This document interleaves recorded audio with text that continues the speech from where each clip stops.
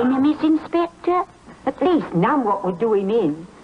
He was a kind man, my Tom was. I know these questions are difficult for you, Mrs. Yates, but they're necessary. I'm sure you understand. Oh, yes, sir.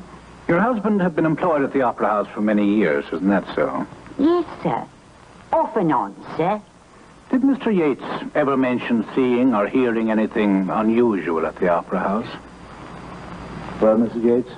Yes, sir. Once he did. When was that? Only about a fortnight ago it was, sir. What did he say? Well, it was one night when he stayed late at the place. He was all alone. And he said he heard things. What sort of things? Voices, sir. Is that all?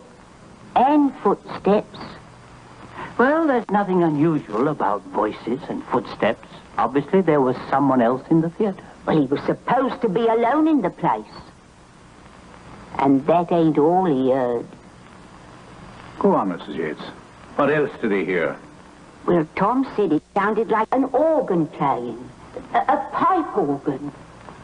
An organ? But there's no organ in the Opera House.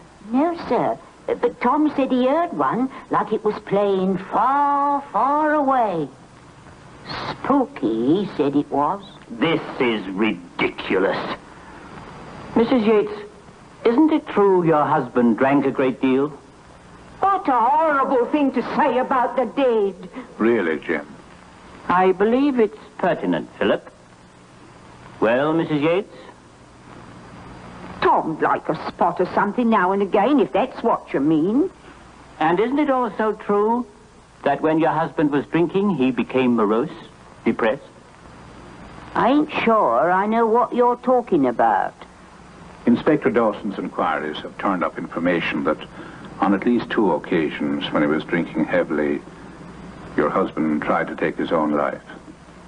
That information is correct, is it not? Mrs. Yates?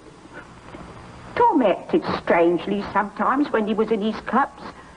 But he didn't kill himself. I know he didn't. It's that place, that opera house. It's cursed, that's what it is. I believe that will be all, Mrs. Yates. Thank you for coming in, Mrs. Yates.